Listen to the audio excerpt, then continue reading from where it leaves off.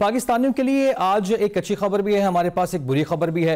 अब अच्छी खबर यह है कि बरतानिया ने PIA पर तवील अरसे से जो आयद पाबंदियां थी उनको ख़त्म कर दिया और अब PIA को बरतानिया में दाखिले की इजाज़त दे दी गई है। जबकि आज वज़ीर आज़म शहबाज शरीफ ने काबीना इजलास से खिताब भी किया और कहा कि हर 2 माह के बाद वजारतों की कारकर्दगी जो है उसका जायज़ा लिया जाएगा।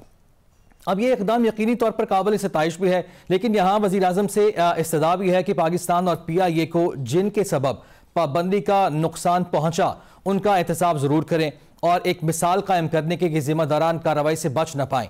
अब सवाल ये पैदा होता है कि क्या कौमी एयरलाइन को नुकसान पहुंचाने के जिम्मेदारान के खिलाफ कोई कार्रवाई हो पाएगी या फिर हमेशा की तरह मिट्टी पाव पॉलिसी चलेगी। जबकि आवाम के लिए बुरी खबर भी आपके साथ शेयर करते चलें। गुज़िश्ता रोज़ हमने देखा कि हुकूमत ने एक बार फिर पेट्रोल और डीजल की कीमतों में इजाफा किया है, जिसके बाद पाकिस्तान गुड्स ट्रांसपोर्टर्स ने भी किरायों में 20% का इजाफा किया है। अब गोया महंगाई का एक नया तूफान आएगा और आम आदमी की जिंदगी पर इसके असरात क्या मुरतब होने वाले हैं, प्रोग्राम में हम इस पर भी बात करने जा रहे हैं। दूसरी जानिब अगर पॉलिटिकल मामलात की बात की जाए तो जो बानी PTI की बहन है अलीमा खान साहिबा, आज उन्होंने ये दावा किया कि बानी PTI की जिंदगी को खतरा है और हम सुप्रीम कोर्ट से रुजू करने जा रहे हैं। उन्होंने ये इंदियाज दिया। इसके साथ साथ उन्होंने ये भी कहा कि अखबारात और TV भी बंद करके जो बानी PTI हैं उन्हें कैद तन्हाई में एक बार फिर से डाला गया है। और ये दावे तहरीक इंसाफ की जानिब से पुराने नहीं है, दावे बार हाँ किए जाते हैं और हम मुसलसल देखने के दावे किए जाते हैं, जबकि हुकूमत ये कहती है कि इस तरह की कोई बात नहीं है, तमाम तर सहूलियात उनको मिल रही हैं। और बानी PTI का दावा यह भी है कि उनकी अहलिया बुशरा बीबी पर सख्तियां बढ़ा दी गई हैं ताकि उनको तोड़ा जा सके। अब सवाल यह भी है कि क्या हुकूमत ने बानी PTI और बुशरा बीबी पर वाकई सख्तियां बढ़ाई हैं या ऐसा नहीं है, और अगर ऐसा है, अगर ये अज्यूम कर लिया जाए तो क्या इसकी वजह PTI की एहतजाजी तहरीक है? इस पर भी हम आज के प्रोग्राम में बात करेंगे। एक और अहम मामला तहरीक इंसाफ के जो अंदरूनी खलफशार हैं, इसका अंदाजा इस बात से लगाया जा सकता है कि बानी PTI को खुद अपनी पार्टी क़यादत को ये हिदायत देना पड़ी हैं कि उनके एक्स हैंडल से जारी जो भी ट्वीट होगा, जो भी बयान जारी किया जाएगा, उसको रीपोस्ट किया जाए। अब पार्टी कायद की जानिब से यकीनी तौर पर अपनी लीडरशिप को ये हिदायत देना, इसकी ज़रूरत क्यों पेश आई, इस पर भी हम बात करेंगे कि इसका मकसद क्या है। आज के प्रोग्राम में बात करने के लिए नाज़रीन हमारे साथ शौकत पराचा मौजूद हैं जो कि सीनियर सहाफ़ी एंकर पर्सन हैं। इसके साथ साथ सीनियर तजज़ियाकार हमाद हसन भी हमारे साथ मौजूद हैं। हमाद हसन साहब शुक्रिया आपके वक्त। शौकत पराचा साहब आपको भी शुक्रिया कहूँगा। और इसके साथ साथ ब्रिगेडियर रिटायर्ड वकार हसन साहब भी हमारे साथ मौजूद हैं। ब्रिगेडियर साहब आपका भी बहुत शुक्रिया। सबसे पहले आऊँगा मैं पराचा साहब आपकी जानिब, क्या कहेंगे आप? सबसे पहले तो ये खबर कि जो PIA को यूरोप में और इसके साथ साथ यूरोप में तो इजाज़त मिल गई थी, आज UK में इजाज़त दे दी गई, पाकिस्तान के लिए यकीनी तौर पर ये अच्छी खबर है। सबसे पहले ये बताइए कि इसको आप किस तरह से देखते हैं? यकीनन ये बहुत अच्छी खबर है पाकिस्तान के लिए, क्योंकि जहां पाकिस्तान के मुसाफिर तंग हो रहे थे, मुख्तलिफ रूट से उनको जाना पड़ता था बरतानिया के लिए, अब वो डायरेक्ट सफ़र करेंगे। और इससे बढ़कर तो पाकिस्तान की एक शनाख्त है, पाकिस्तान इंटरनेशनल एयरलाइंस, दुनिया भर के रूट्स इसके पास हैं, लेकिन इस तरह की गैर जिम्मेदाराना बयानात की वजह से वो बरतानिया के लिए ख़ास तौर पर, जहाँ पर 2 मिलियन हमारे एक्सपेट्रिएट्स हैं यानी तारकीन वतन हैं, उन्होंने वापस आना होता है। आपने देखा कि यहाँ से मिडल ईस्ट जा रहे हैं या यहाँ से इस्तांबुल जा रहे हैं और फिर वो आगे जाया करते थे। डायरेक्ट फ़्लाइट ब्रिटिश एयरवेज चलती है, वो भी कभी जहाज़ आता है कभी जहाज़ नहीं आता। एक और जहाँ एयरलाइन शुरू हुई थी वो भी बरतानिया वाली थी, वर्जिन, वो बंद हो गई। तो इतना पाकिस्तान का पैसेंजर बरतानिया जाना वाला तंग हो रहा था। ये एक बेनिफिट मिलेगा अपनी एयरलाइंस पर, अपने फ़ख्र के लिए। आपने बात की कि ज़िम्मेदारान को सज़ा मिलेगी। पहला सवाल ये नहीं है कि ज़िम्मेदारान को सज़ा मिलेगी, ये नहीं। पहला सवाल ये है कि ज़िम्मेदारान कौन थे? कौन है? क्या गुलाम सरवर खान साहब जो उस वक्त एविएशन के मिनिस्टर थे, वो तो लिखा हुआ बयान पढ़ रहे थे। मुझे याद है मैं असेंबली में बैठा हुआ था, प्रेस गैलरी में, मैं सुन रहा था ये बात, और हमारे उसी वक्त खौफ में हम मुब्तला हो गए कि ये गया PIA को लेके बैठ गया ये बयान। वो बयान किसने लिख कर दिया था? मिनिस्टर जब लिखा हुआ बयान पढ़ता है तो यूजुअली होता ये है कि जो उनका स्टाफ है पूरा, जिसमें सेक्रेटरी से लेकर नीचे तक, या उस वक्त की जो PIA इंतज़ामिया थी। मैं एक और बात भी इसमें आपके साथ शेयर कर दूं कि जब ये बयान उन्होंने दिया तो उससे पहले पायलट्स और पीआईए की जो इंतज़ामिया है, ख़ास तौर पर उस वक्त के चीफ एग्जीक्यूटिव, उनके दरमियान कोई मामलात ठीक नहीं थे। पायलट्स कुछ हड़ताल पे थे, तो शायद पायलट को सबक सिखाने के लिए ये बयान सामने लिख के दिया गया, या कंसल्टेशन में इस बारे में तो जब इंक्वायरी अगर कभी होगी तो मिनिस्टर साहब खुद जवाब देंगे कि क्या ये उनकी अपनी ज़हनी इख्तरा थी या किसी ने वो स्टेटमेंट लिख के दी जो इन्होंने पढ़ दी खड़े होके विदाउट गिविंग अ थॉट के इसकी इम्प्लीकेशंस क्या होंगी। तो सबसे पहला सवाल ये है कि जिम्मेदारान कौन थे? क्या मिनिस्टर ने अपने बिहाफ पे खुद लिखा, या पीआईए की इंतज़ामिया, उस वक्त के चीफ एग्जीक्यूटिव ऑफ पीआईए या दीगर जो लोग 5-6 लगाए गए थे, उन्होंने ये लिख के दिया?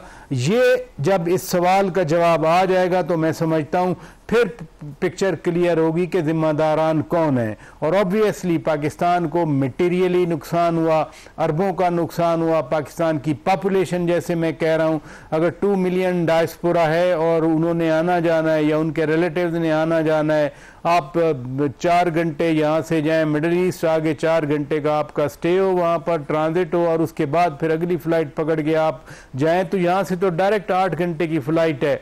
मैं खुद तंग हुआ हूँ इसकी पीआईए की बंदिश की वजह से, जब हम कहीं ना कहीं आते जाते हैं। तो इसलिए ये बड़ा अच्छा है बरतानिया और पाकिस्तान ने मिलकर, और ये जो आज बरतानवी हाई कमिश्नर जेन मैरियट साहिबा ने बाकायदा बयान दिया कि जो सेफ्टी कमेटी है उनकी, एयर सेफ्टी कमेटी बरतानिया की, उन्होंने बाकायदा आकर चेकिंग की है, इंस्पेक्शन की है, एक टीम आई हुई थी और उसके बाद ये पाकिस्तान को क्लियर किया गया। तो मेरा ख्याल है जो हमारे एक्सपर्टीज़ हैं, जो चाहे एविएशन में हैं, पीआईए में हैं, सिक्योरिटी एजेंसीज के हैं, ये सब का क्रेडिट बनता है और इसको अप्रिशिएट करते हैं हम। अप्रिशिएट यकीनी तौर पर करना भी चाहिए, लेकिन बड़ा वैलिड सवाल आपने उठाया कि इंक्वायरी इसकी हो पाएगी या नहीं। ब्रिगेडियर साहब, मैं आपकी जानिब आऊँगा। यकीनी तौर पर पाकिस्तान की इसमें बदनामी भी हुई, पाकिस्तान के इसमें नुकसान भी हुआ, और एक मोतबर इदारे की रिपोर्ट भी है कि 170 अरब से ज़ायद का पाकिस्तान का नुकसान हुआ। तो ऐसे नुकसान में जब पाकिस्तान की बदनामी भी हो रही है, पाकिस्तान का अपना नाम इस्तेमाल हुआ, तो ऐसी सूरत हाल में इस पर कार्रवाई अब तक यकीनी तौर पर हो जानी चाहिए थी। हम बात करें कि जिम्मेदार कौन है, तो अभी तक मालूम हो जाना चाहिए था। क्या समझते हैं आप, इस पर कार्रवाई होगी, मुमकिन हो पाएगा? आई थिंक इसमें देखना ये है कि ये नेशनल लेवल के जो इशू को हैंडल कैसे करना चाहिए। अगर तो आप टारगेट करें अपनी ही बड़ी एयरलाइन को, तो आई एम श्योर दाल में कुछ काला भी है। डन डिलिबरेटली, क्या उनके लेट्स से मोटिव थे, क्या पीआई को जानबूझ के डाउन करना चाहते, लेकिन it hit the aviation industry very bad. अच्छा, इसकी जो मिसाल है तो भारत की है। पिछले आई थिंक 10 साल में इनके भी आई थिंक 1400 से शायद 1600 पायलट्स पे ये ऑब्जर्वेशन आई थी, and then they handled it. तो ऐसा नहीं हुआ कि एविएशन मिनिस्टर ने आके उनके स्टेटमेंट दे दिया। अभी भी आप देखें जो उनका क्रैश हुआ, मैं जस्ट थोड़ा सा उस पर हाईलाइट कर दूं कि उसमें अभी चीजें आ रही थी बेसिकली पायलट्स के ऊपर, बिकॉज साल दर बोइंग कंपनी के भी इंटरेस्ट इन्वॉल्व, उन्होंने अपने बंदे लॉन्च की, लेकिन उनकी जिस हमारी पालपा, इसी तरह आई थिंक इंडिया की भी एक पायलट्स की तंजीम है, they went very strongly. Then government had to take a stance के लिए इंक्वायरी नॉर्मली, हालांकि दोनों पायलट्स पे इल्जाम आ रहा है, just matter of 2 pilots, because then it affects the aviation industry of India. इसमें इंडिया के जितने भी पायलट्स हैं उनके ऊपर क्योंकि एक आप कह लें कि एक्सपर्शन ड्रॉ की जा रही थी, तो government is come very strongly.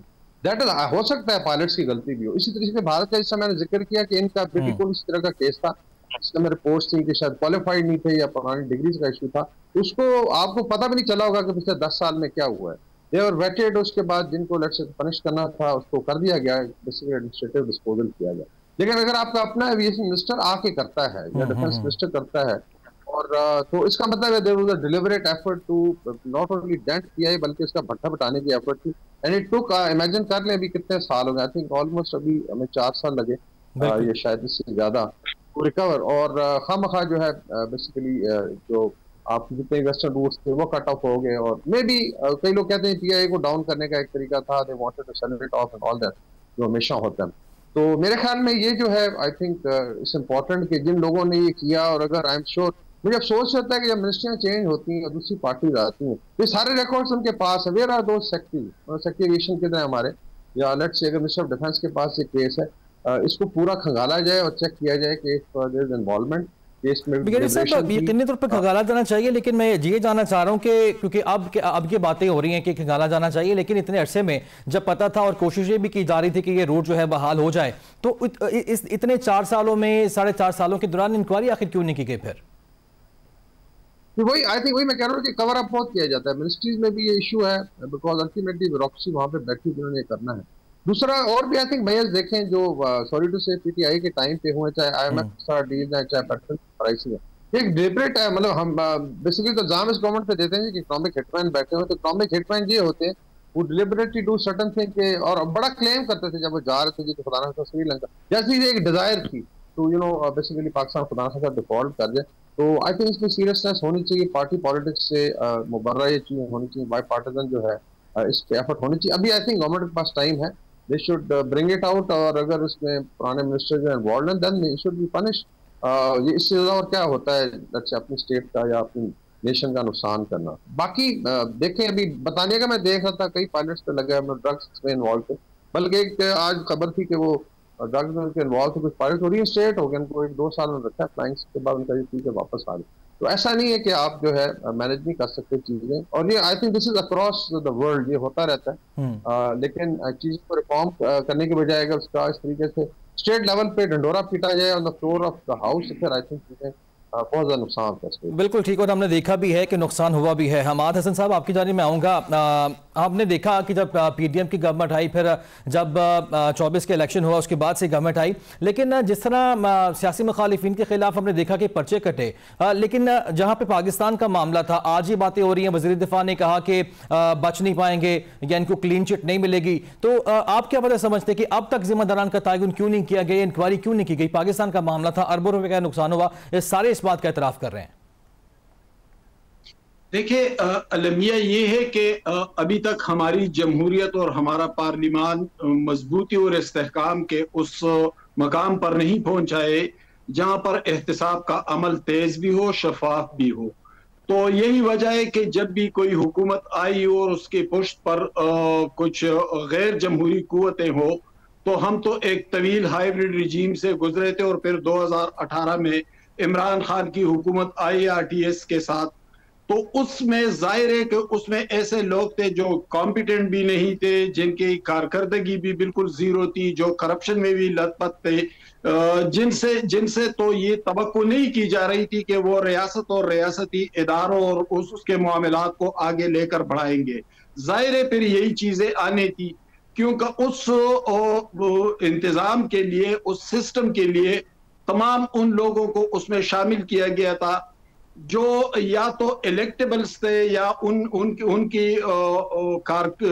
उनका पैमाना कोई और था, वो पैमाना कारकर्दगी तो नहीं थी।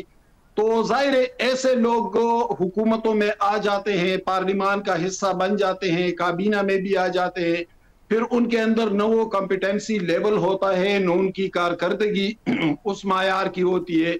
हत्ता कि आप देख ले PIA के हवाले से, जो पायलटों के हवाले से उस वक्त के मिनिस्टर ने जो बातें की, और उसने पूरे इदारे को आलमी सतह पर एक सवालिया निशान की तरफ धकेल दिया। हमारे पायलटों की कॉम्पिटेंसी पर, उनकी कारकर्दगी पर भी सवालात उठने लगे। एक पूरे इदारे को बैन होना पड़ा कई ममालिक से।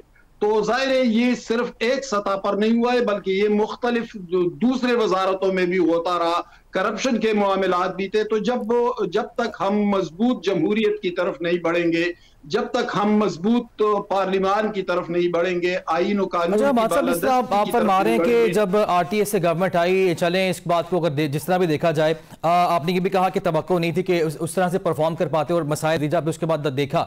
लेकिन मैं आपसे ये भी जानना चाह रहा हूँ कि इसके बाद जब गवर्नमेंट चेंज हुई, PDM की गवर्नमेंट आई, और उसके बाद हमने ये देखा कि अब तक जो है इस पर इंक्वायरी नहीं हुई।